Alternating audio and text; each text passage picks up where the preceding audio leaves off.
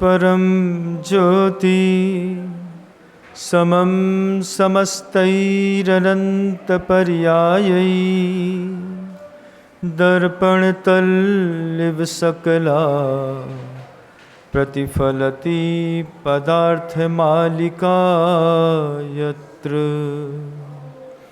गुरुवः पान्तनो नित्यं ज्ञानदर्शननायका चारित्रार्णव गंभीरा मोक्षमार्गोपदेशका।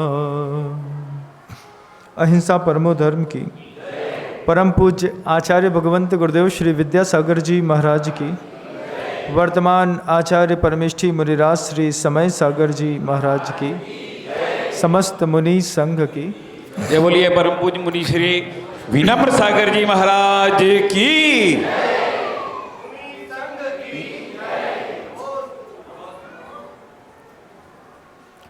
बीना 12 की बात है। ऊपर के कक्ष पर, अंतिम कक्ष पर पूज्य गुरुवर रहते थे। 3-4 कमरे छोड़ करके मेरा भी कमरा सीढ़ी से बगल से लगा हुआ था। सीढ़ी के बगल वाले कमरे में बड़ी बड़ी खिड़कियां थीं, तो खिड़की के पास ही तख्त लगा करके, बाजोटा लगा करके हम बैठ गए। अब जब बैठे तो 2 दिन बाद समझ में आई इस बात को कि गुरुदेव कभी भी यहाँ से निकल जाते हैं। आज बड़े महाराज श्री जी का कलश स्थापना समारोह है। कलकत्ता से विनोद जी काला के साथ पूरा परिवार, गुणायतन परिवार आया हुआ है। सबके पुण्य की अनुमोदना करते हैं।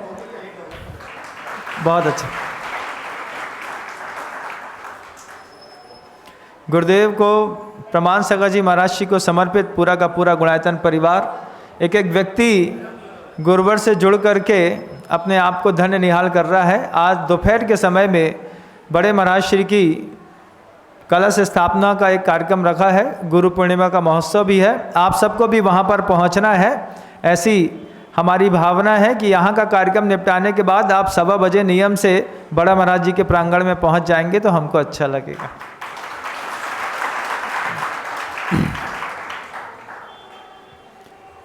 मैं वो बात कह रहा था,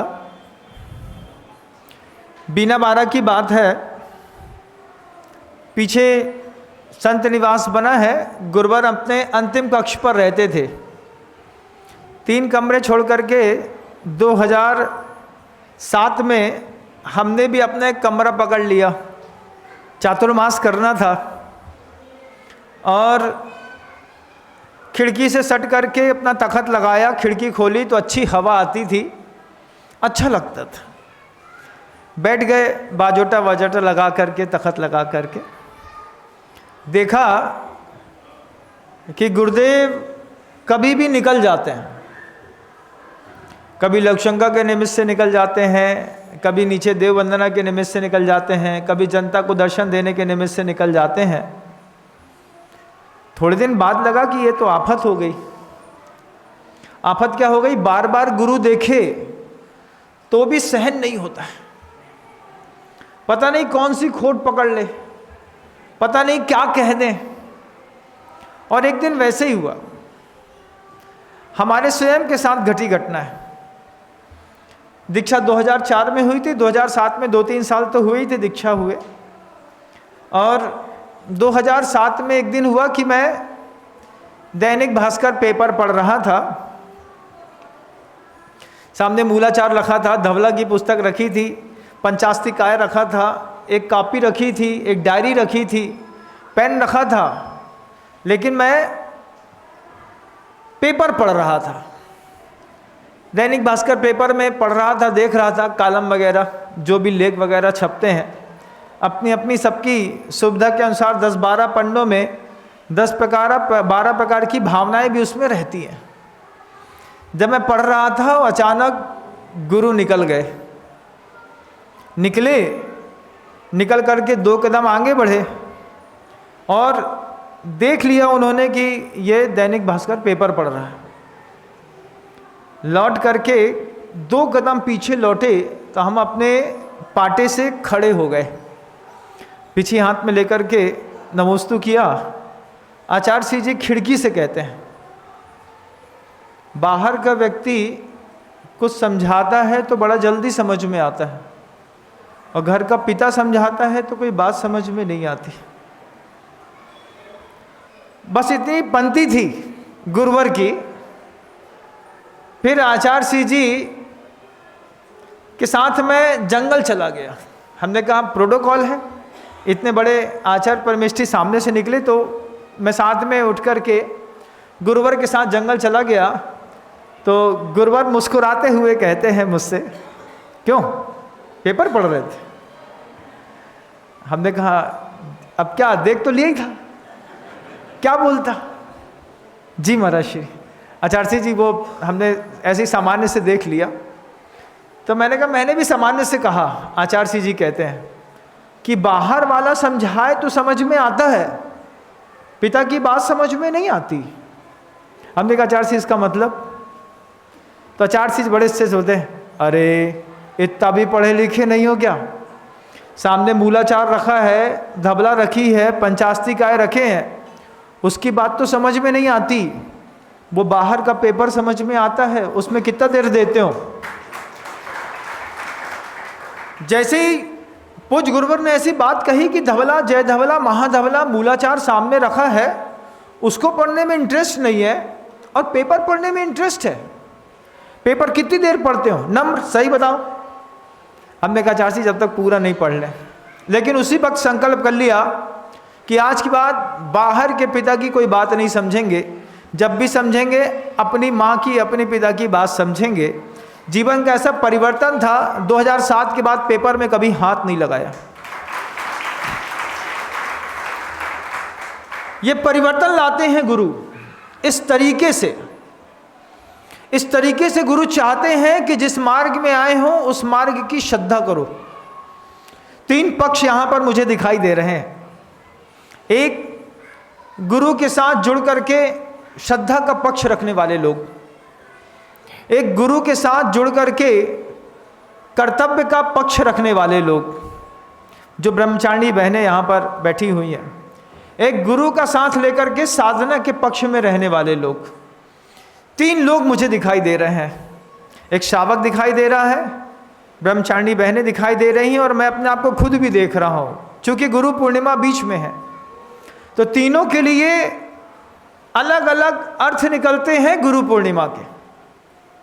आपके लिए गुरु पूर्णिमा का क्या अर्थ निकलता है? महाराज हमारी संख्या तो 3 है, आपकी संख्या 300 से ज़्यादा है यहाँ पर, और अभी शाम को तो 10,000 से ऊपर लोग आ रहे हैं। उसके बीच में भी गुरु अपना पक्ष रखेंगे। आप देखिए, कभी अपने आप से पूछिए कि अपने गुरु से आप पहली बार कब जुड़े? एक बार। गुरु पूर्णिमा का दिन है। जैन शासन में गुरु पूर्णिमा मनाई नहीं जाती। एक बात मैं आपको बता देता हूँ, गुरु को जिया जाता है। एक दिन नहीं, जिंदगी भर जिया जाता है। पूर्णिमा या फिर कोई भी महोत्सव उनके मनाए जाते हैं, जैसे आप कभी एक दिन हिंदी दिवस मना देते हैं, कभी एक दिन आप जो है फादर्स डे बना देते हैं, कभी मदर्स डे बना देते हैं, कभी कुछ और डे बना देते हैं।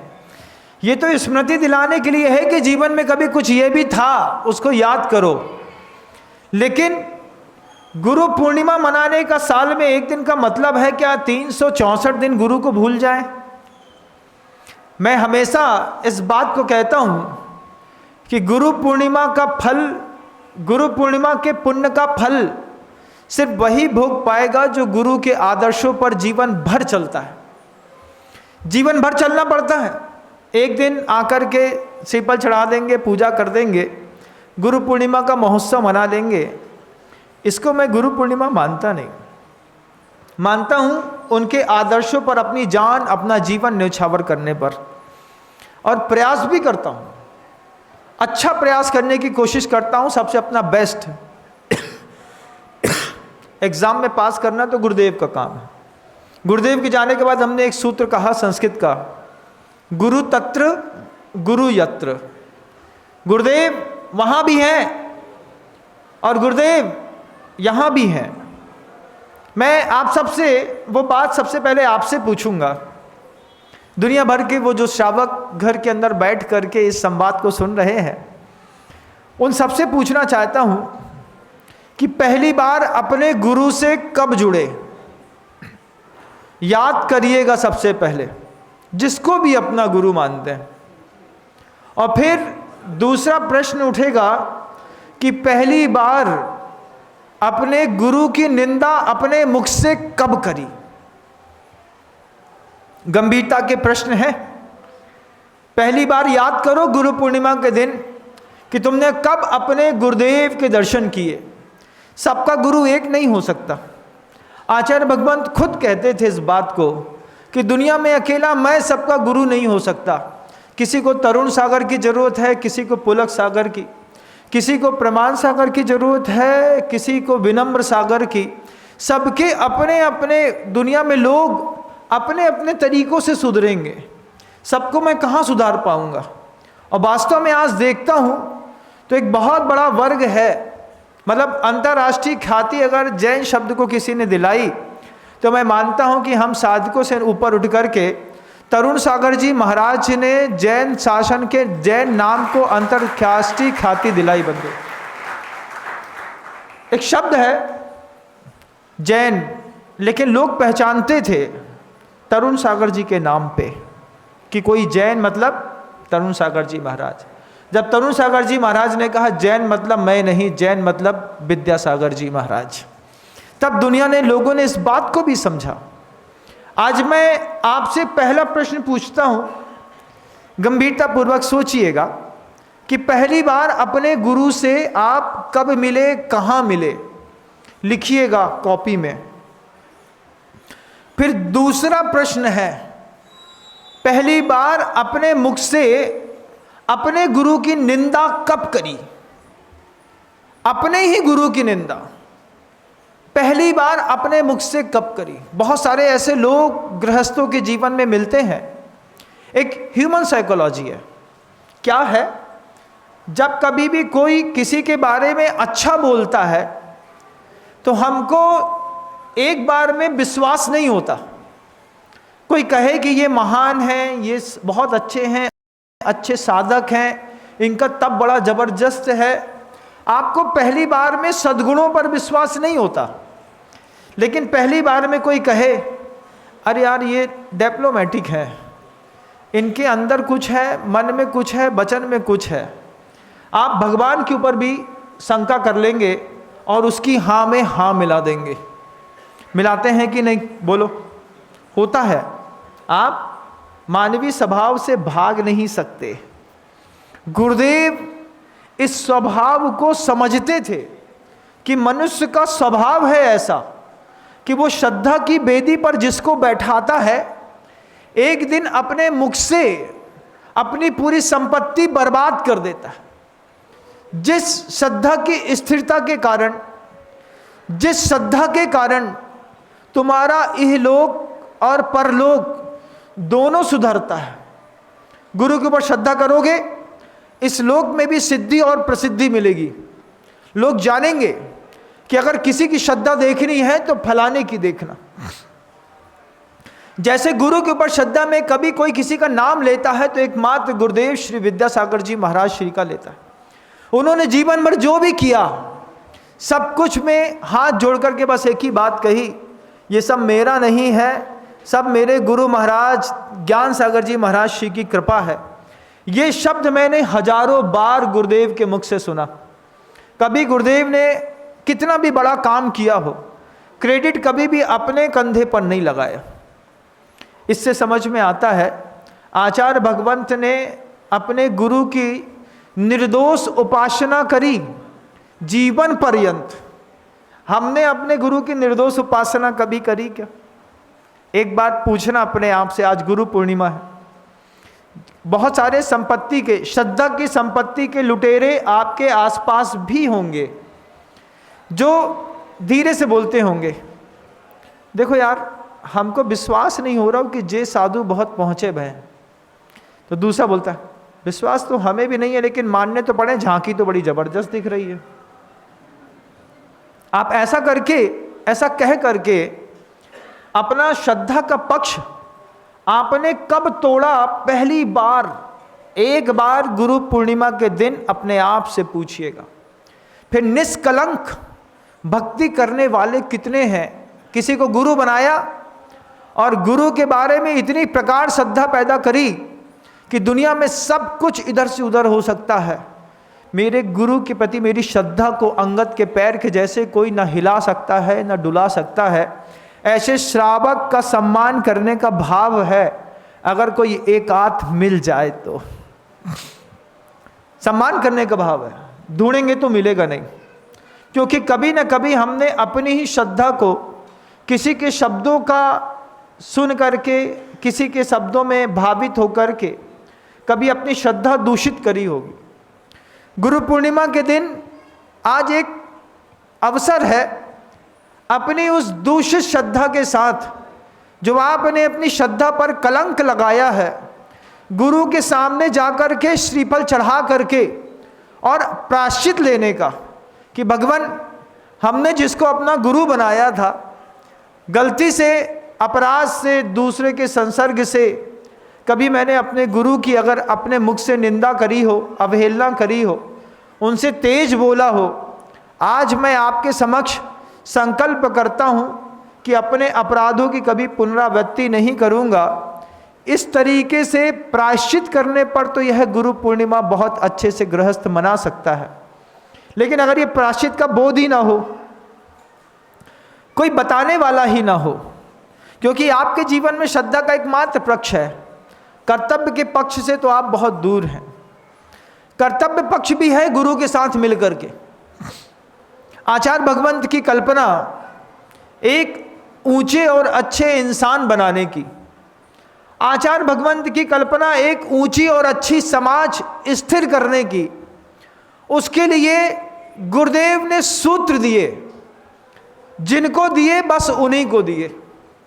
गुरुदेव ने सूत्र दिया एक ऊंची समाज, एक ऊंची कल्पना, एक ऊंचा इंसान बनाने के लिए स्वस्थ तन की, स्वस्थ तन, स्वस्थ मन, स्वस्थ वतन, स्वस्थ वेतन, स्वस्थ वन, स्वस्थ वचन, स्वस्थ चेतन, ऐसे सूत्र दिए जिनको, और उनसे ये कहा कि मैं तुम्हें साधु तो नहीं बना रहा हूं, लेकिन तुम्हारा ये चोला भी साधु से कम नहीं कहलाएगा अगर तुमने अपने कर्तव्य दीक्षा का निर्दोष पालन किया तो।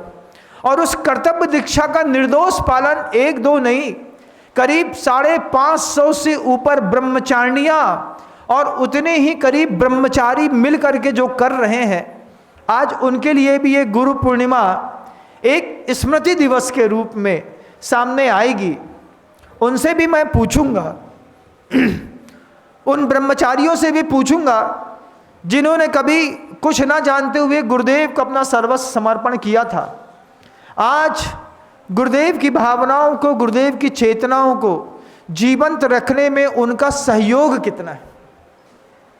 बहुत सारे ब्रह्मचारी हैं इस देश में, कहाँ कहाँ हैं, कहाँ कहाँ बैठे हैं। हो सकता है बहुत सारे ब्रह्मचारियों का मैंने चेहरा भी नहीं देखा, बहुत सारी ब्रह्मचारिणी बहनों का भी चेहरा नहीं देखा। ये श्रद्धा के पक्ष से उठ कर के कर्तव्य के पक्ष पर बैठे हुए लोग हैं। फिर उससे ऊपर होता है साधना के पक्ष पर बैठे हुए साधु। उन कर्तव्य के पक्ष पर जो लोग बैठे हैं उनसे पूछूंगा, पूछना चाहता हूँ गुरु पूर्णिमा के दिन वो हजारों ब्रह्मचारियों से और ब्रह्मचारिणियों से कि अपने गुरु के जाने के बाद स्मृति भी है कि गुरु की चेतना क्या चाहती थी, गुरु का चिंतन क्या चाहता था, हमारे गुरु हमसे क्या चाहते थे। और अगर चेतना में ये बात याद है कि गुरु का चिंतन क्या था, गुरु की चेतना क्या चाहती थी, हमारे कौन से कर्तव्य थे, तो आज गुरु पूर्णिमा के दिन अपने आप को स्टार देने की कोशिश करिएगा कि गुरु के प्रकल्पों पर हमारा सहयोग कितना है। चुनौती है गुरु पूर्णिमा, उत्सव से ज़्यादा सही चिंतन पर अगर आदमी उतर जाए तो गुरु पूर्णिमा एक चुनौती दिवस है जो हमारी श्रद्धा को चुनौती देता है जो हमारे कर्तव्य को चुनौती देता है, जो हमारी साधना को भी चुनौती देता है।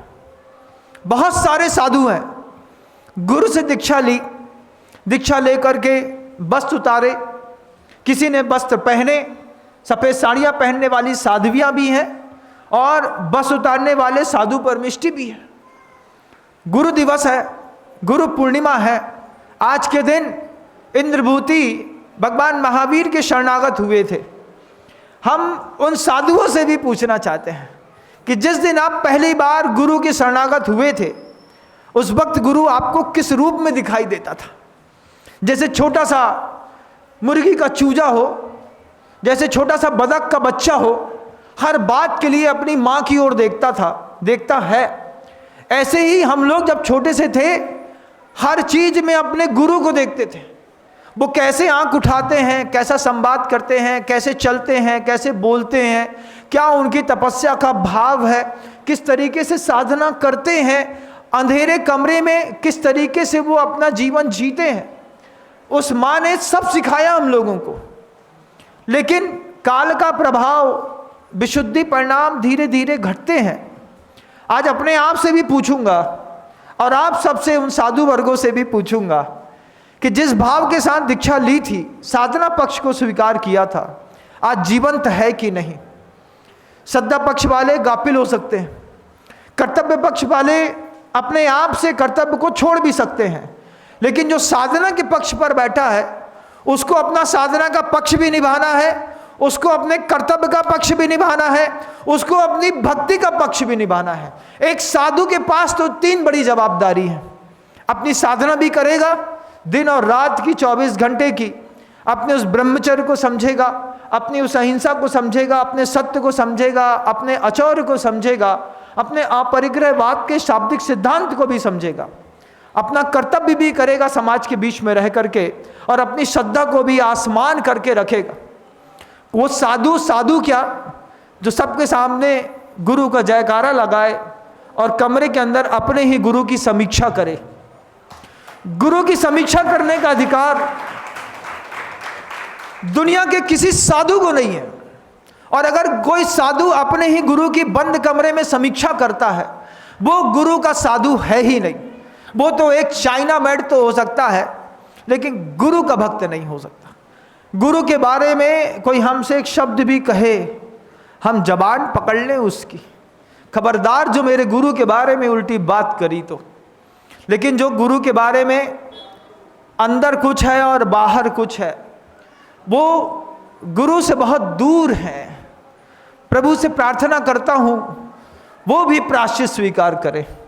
जिन्होंने बंद कमरे में अपने गुरु की निंदा करी हो, और जिन्होंने बंद कमरे में भी अपने गुरु का बहुमान रखा हो, ऐसे उन साधुओं के चरणों में बारंबार नमस्कार करता हूँ। प्रार्थना करता हूँ उन जीवंत गुरुओं से कि हे मुनिराज, आपकी वो श्रद्धा हमारे अंदर भी पैदा हो, हम भी आपके उन शब्दों का अनुसरण करते हुए अपने गुरु के लिए बंद कमरे में और खुले कमरे में एक जैसा जीवन जीने की भावना पैदा कर सके। श्रद्धा का पक्ष है, गुरु पूर्णिमा है बंधुओं। आप लोगों को मजाक लगता है कोई भी त्यौहार मनाना, 4-5 नारियल चढ़ा दिए, 2-4 बार खड़े हो गए, थोड़ी सी ताली बज गई और लगता है कि गुरु पूर्णिमा मन गई। लेकिन एक शिष्य से पूछो गुरु पूर्णिमा के दिन कितना गंभीर होता है। वो सोचता है कि कहीं मुख से गुरु की निंदा तो नहीं निकली, कभी गुरु के बारे में कोई ऐसे शब्द तो नहीं कह दिए जिससे गुरु सुने तो दुखी हो जाए, गुरु को संकलेश हो जाए। ऐसा शब्द अगर किसी साधु के मुख से निकला, ये गुरु पूर्णिमा एक चेतावनी दिवस भी है, चुनौती दिवस भी है आपकी श्रद्धा के साथ। गृहस्थों ने क्या कमाया? पहली बार पूछा था ना आपसे, पहला शब्द था कि गुरु आपने पहली बार कब देखे। फिर गुरु की स्थिर श्रद्धा में पहली बार धक्का कब लगाया आपने खुद, किसी के कहने पर। कोई होता है संपत्ति लूट के लुटेरे बगल में आकर के कान से संपत्ति लूटते हैं, सुनो ऐसा नहीं है ऐसा है। अच्छा ऐसा है, लग तो रहा था, तुमने कह दिया तो विश्वास जम गया, श्रद्धा टूट गई, संसार रूठ गया। संसार में एक भांति भांति के लोग होते हैं। आचार्य श्री जी ने किसको नहीं उठाया, कर्तव्य के पथ पर जिसको स्थापित किया उनको गुरुदेव ने अपना बहुमूल्य समय दिया, पूरा दिन दिया, सुबह दिया, शाम दी, समाधि दिवस दिया, गुरु दीक्षा दिवस दिया। जब कभी भी मौका मिला उन ब्रह्मचारियों को, ब्रह्मचारियों को गुरुदेव ने कितना अभूतपूर्व समय दिया। मैंने गुरुदेव से कहा, कितना समय देते हैं आप इनको? गुरुदेव ने कहा कि जो जितना कोमल होता है श्रद्धा के मार्ग पर, उसको उतना ज़्यादा समय देना पड़ता है, और जो अंगद के पैर तक जम जाता है उसके बारे में गुरु निश्चिंत होते हैं। गुरु यत्र गुरु तत्र, वो वहाँ से भी देख रहे हैं और यहाँ पर भी बैठे हैं, तब जाकर के ये गुरु पूर्णिमाएँ सार्थक होती हैं। आपको लगता है छोटा सा दिन है, बहुत बड़ी जवाबदारी को याद दिलाने वाला दिन है गुरु पूर्णिमा का। इंद्रभूति गौतम गणधर भगवान महावीर स्वामी के पास चढ़ करके मान स्तंभ को देखते हुए मिले। जैन शासन में गुरु पूर्णिमा है नहीं बंधु, फिर कहता हूँ, बुद्धों के यहाँ बुद्ध पूर्णिमा है, व्यास पूर्णिमा है। वीर शासन जयंती जो कल एकम का दिन था, कल मिले थे इंद्रभूति गौतम गणधर भगवान महावीर स्वामी से, वीर शासन जयंती के दिन। कल आएगी, आज है नहीं। अंतर्मूर्त में दीक्षा ले ली और अंतर्मूर्त के बाद देशना शुरू हो गई थी, सब कुछ एक साथ हुआ था। लेकिन लौकिक पक्ष गुरु पूर्णिमा का इतना चल पड़ा है कि जैन शासन में भी हम सब मिलकर के गुरु पूर्णिमा मनाते हैं। मनाना चाहिए, गुरु के आदर्शों पर चलने वाला ही गुरु पूर्णिमा का पुण्य फल भोग पाएगा। लेकिन आदर्शों पर स्थिरता गुरु के रहते पर तो बहुत अच्छी रहती है। ठीक वैसे ही जैसे एक शेर जब रिंग मास्टर रहता है तो उसका व्यवहार कुछ और रहता है, और रिंग मास्टर के जाने के बाद शेर का व्यवहार कैसा हो जाता है आप देखिएगा। वही शेर जो रिंग मास्टर के रहने पर शांत शालीन होकर के बैठा रहता है, बाद में गुर्राता है क्योंकि रिंग मास्टर नहीं है। एक बार रिंग मास्टर वापस चला आए, शेर फिर चुपचाप खड़ा हो जाता है। शेर और सियार की तो कल्पना ही नहीं है जैन शासन में। शासन में तो कल्पना है गुरु और शिष्य की। हम सब, आज आपका समय हो गया है, लेकिन 3 प्रकार की चुनौतियां हैं। एक श्रद्धा की चुनौती है गुरु के साथ, एक कर्तव्य की चुनौती है अपने गुरु के साथ, एक साधना की चुनौती है अपने गुरु के साथ कि साधना के पक्ष को स्वीकार करने के बाद साधक साधना में स्थिर है कि नहीं। कर्तव्य के पक्ष की दीक्षा लेने के बाद कर्तव्य दीक्षा लेने वाले अपने कर्तव्य पर स्थिर हैं कि नहीं। अगर परोक्ष में भी कभी गुरु की निंदा करी हो, याद भी हो कभी कि हमने अपने गुरु के बारे में गलत बोला है, 1 बार बोला है, 2 बार बोला है, 3 बार बोला है और बार बार बोला है। साधुओं का एक अपरिश्रावी गुण है, आकर के सबसे पहले प्रायश्चित लीजिएगा, रोटी खाने के बाद चाहे रोटी खाने से पहले, लेकिन ये पूर्णिमा खत्म हो और वीर शासन जयंती शुरू हो उसके पहले दुनिया के सारे लोग प्रायश्चित ले लें। और उसके बाद भी अगर मान लीजिए मेरी देशना दूर तक पहुंचने में समय लग जाए, तो जब सुने उसके 24 घंटे के अंदर अपने गुरु के दर्शन करके श्रीफल चढ़ा करके गुरु की निंदा का प्रायश्चित एक बार जरूर ले लें कि महाराज श्रद्धा थी मेरी मेरे गुरु के ऊपर, लेकिन किसी के कहने पर मैं बहक गया। मैंने अपने शब्दों से, अपने हृदय से, मन से, वचन से, काया से, कृत से, कार्य से, अनुमोदना से अपने गुरु की अपने मुख से निंदा करी है। एक बार निंदा का प्रायश्चित दे दीजिए, उसके बाद मेरा अगला जितना जीवन शेष है मैं अपने गुरु की निराबाद और निर्दोष भक्ति कर सकूं, उसमें अपनी श्रद्धा स्थिर रख सकूं, उनकी चेतना और चिंतन को समझ सकूं, अपने कर्तव्य का पालन कर सकूं, अपने पुरुषार्थ को कर सकूं, अपना जीवन सफल कर सकूं। ये सब तभी सफल होगा जब हम सबसे पहले अपने शब्दों में, मन में, हृदय में कभी अगर अपने गुरु की निंदा करी हो तो। और मुझे पता नहीं आपका गुरु कौन है, बहुत सारे गुरु हैं षष्ठी पर। आप जिसको भी अपनी श्रद्धा की वेदी पर गुरु मान करके बैठे हैं, जिसको भी आपने अपने मन की वेदी पर गुरु के नाम से अंकित करके बैठाया है, अगर आपने उसकी निंदा करी है तो पहले अगर वो गुरु जीवंत हो तो उन्हीं के पास, और अगर ना हो तो किसी अन्य गुरु के पास जाकर के, लेकिन वाणी गदगन वन बपु पुगलकन नेतद्वयन श्राव्यन। निंदा की परिभाषा है, निंदा के लिए आँख का आंसू टपक जाए और मुंह से निकले कि अपराध तो हो गया महाराज, लेकिन आज प्रायश्चित दीजिए कि आज के बाद दोबारा कभी ऐसा अपराध नहीं करेंगे।